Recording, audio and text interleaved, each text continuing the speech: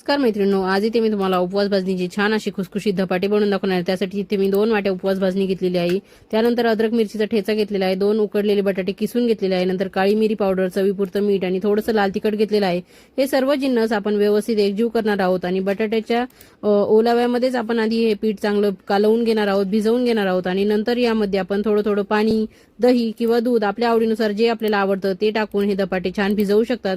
त्याचबरोबर यामध्ये तुम्ही थोडंसं दाण्याचं कूट देखील घालू शकतात आणि जर तुमच्याकडे जिरे चालत असतील उपवासाला तर तुम्ही जिऱ्याची पूड किंवा अख्खे जिरे या स्वरूपामध्ये यामध्ये घालून हे धपाटे छान रुचकर, चविष्ट आणि अप्रतिम असे चवीचे बनवू शकतात। तुमच्याकडे जर साबुदाणा कोणाला पचत नसेल किंवा खायला आवडत नसेल उपवासाला तर अशा पद्धतीने त्यांना छान मस्त खुसखुशीत असे धपाटे तुम्ही बनवून खाऊ घालू शकतात। तर हे धपाटे एकदम पोटभरीचे असे आहेत। तर अशा पद्धतीने बघा हे पीठ आपलं भिजवून झालेलं आहे। त्यानंतर इथे बघा उकडलेला बटाटा टाकलेला आहे, त्यामुळे हाताला चिटकू नये म्हणून मी थोडंसं तेल लावून व्यवस्थित याला एकजीव करून घेणार आहे। आणि हे सर्व करत असताना तवा मी गॅसवर तापत ठेवलेला होता, तर यातलाच आता छोटासा एक गोळा घेऊन आपण हे धपाटे थापणार आहोत।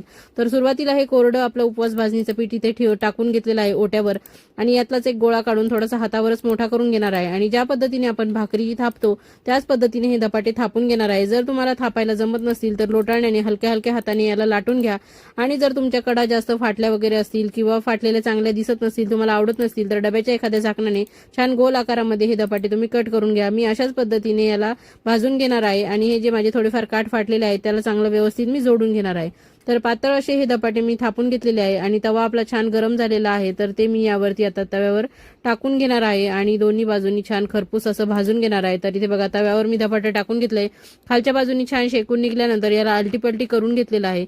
नंतर इथे मी शेंगदाण्याचं तेल टाकून याला छान खरपूस असं भाजून घेणार आहे। तुम्हाला तूप आवडत असेल तर तूप टाकून देखील भाजलं तरी देखील चालेल।